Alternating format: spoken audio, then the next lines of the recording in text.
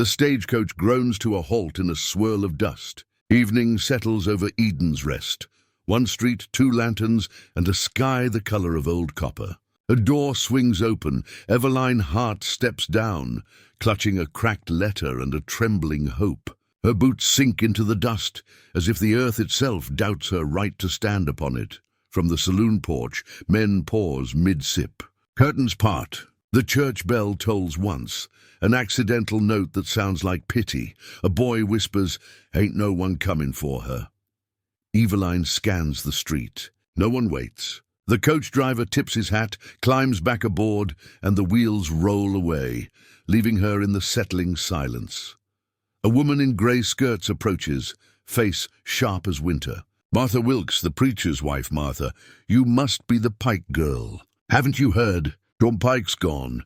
Pneumonia took him near a month ago." Eveline, quietly, "I hadn't heard." Martha sighs, like it's Eveline's fault for not knowing.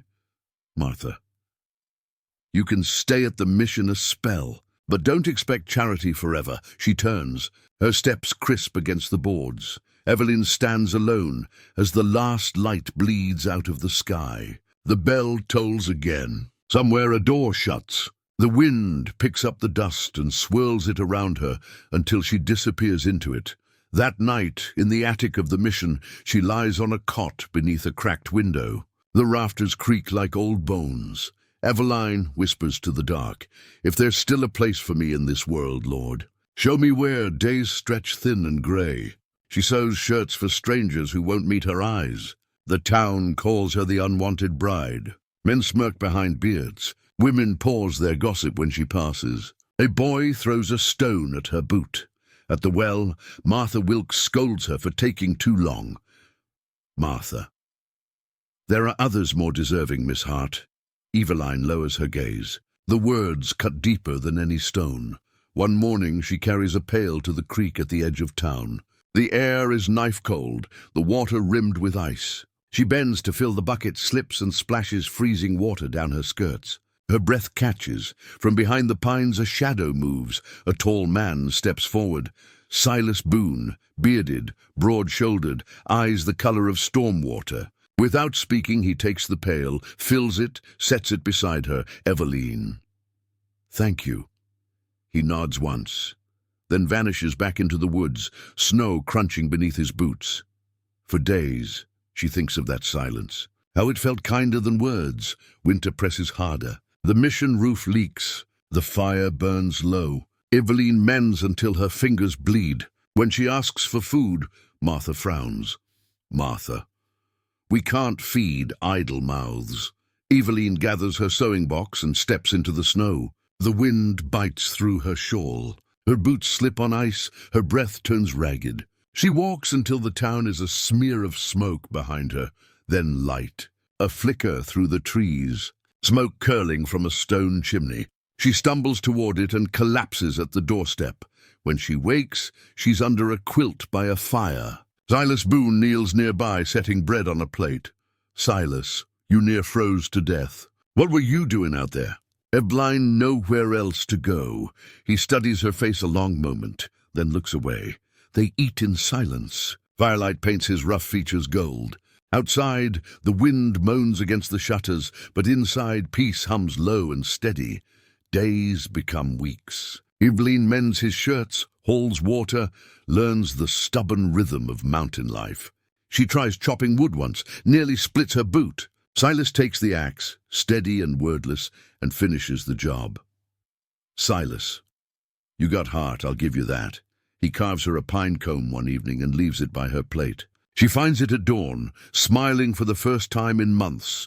Her hum returns, soft tunes from Kansas fields. When she catches herself humming, she blushes, but Silas only listens, eyes distant, as if remembering what gentleness sounds like. At night, they share the silence. Two ghosts learning how to breathe again. Rumor travels faster than a storm in Eden's Rest. Folks whisper, the mail-order bride living up the mountain with a widower.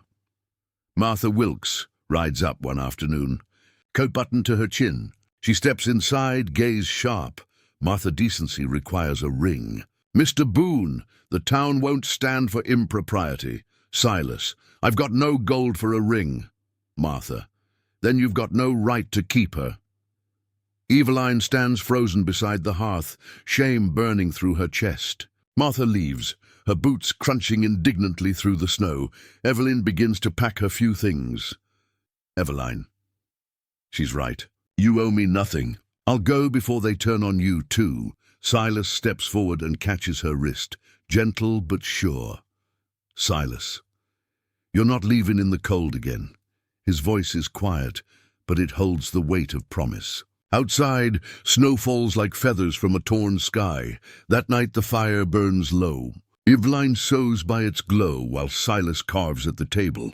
The silence grows thick, then finally breaks. Silas, my wife. She died bringing our child into the world.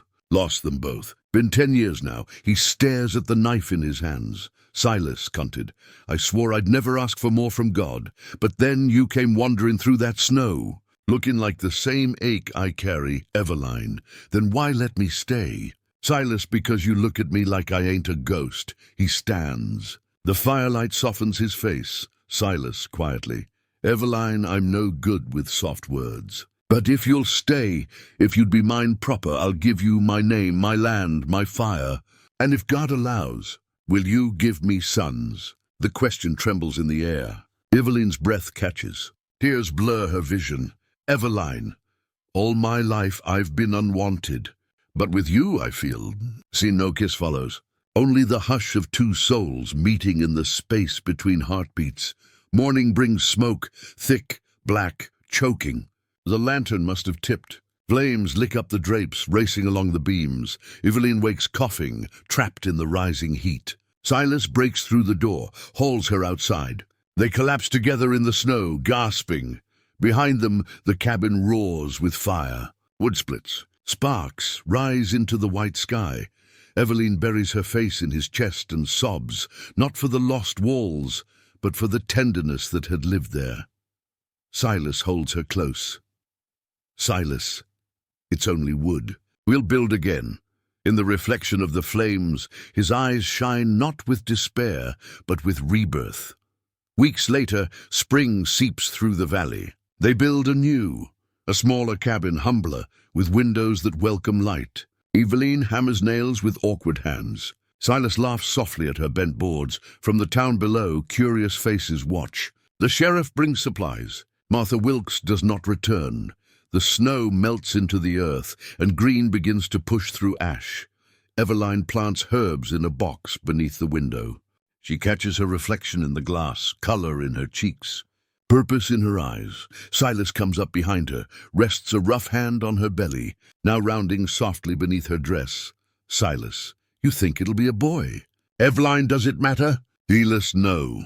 Long as they've got your heart. They stand in the doorway together as sunlight pours over the mountains. The wind carries the scent of pine and smoke and something new, peace. Years later, the story turns to legend in Eden's Rest. Folks speak of the mountain man and the mail-order bride who built love from ashes. Children point toward the ridge where smoke curls gentle as prayer, but the words that endure are Eveline's. In old age, she writes them in a letter for whoever might need them, voiceover as she writes Eveline, V.O. If you've ever felt unwanted, remember, love does not come with trumpets. It comes quiet, in the sound of boots on snow, in hands that lift what you drop, in eyes that see you and do not flinch. The world may call you unchosen, but grace will find you all the same, for the miracle is not in being chosen. It's in choosing to stay. Once you've been found. She seals the letter, sets it beside the fire. Outside, dusk drapes the mountains in gold. Smoke drifts upward, slow and steady. Eveline, V.O. And somewhere up on that mountain the fire still burns.